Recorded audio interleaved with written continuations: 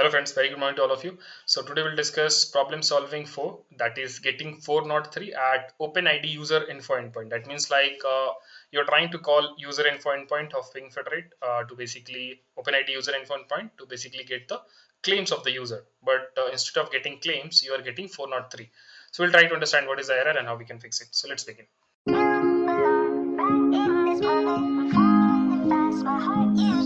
Discuss problem solving for getting 403 at OpenID user info endpoint.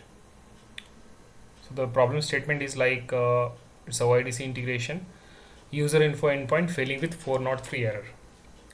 During the implementation of SSO using OIDC, the vendor successfully completes the authorization code flow to obtain the access token.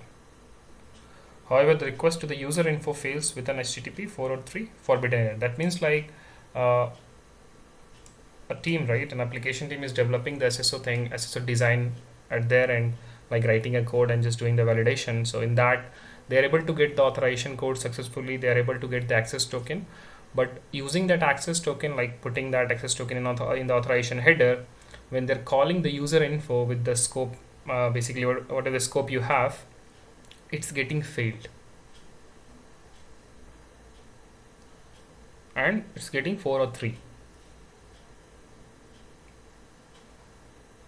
So basically we are just trying to find what is the issue, like why it fails and how to fix that.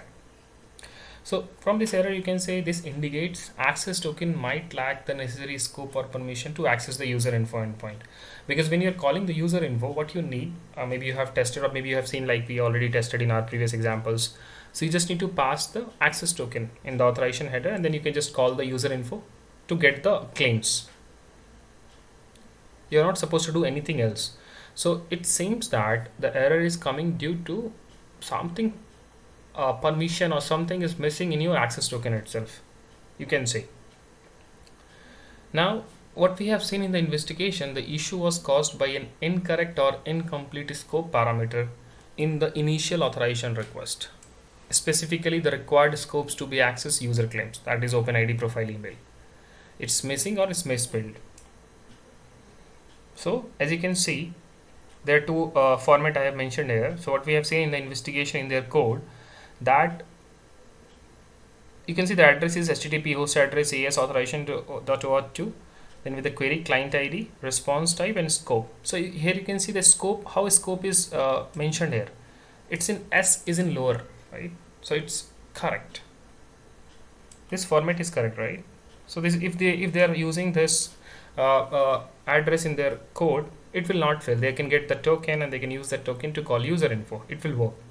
But the problem what they are doing, they just put the scope as there is a typo error. What is the typo error here? As you can see in the incorrect format, we have the scope as in the uppercase. That is not the correct format. So they are getting the access token. It's not a break there, but using that access token when they are calling the user info is giving the 403 because the scope as is not the correct format. So the parameter scope is case sensitive and must be spelled correctly. Also, all required scopes must be included without typos.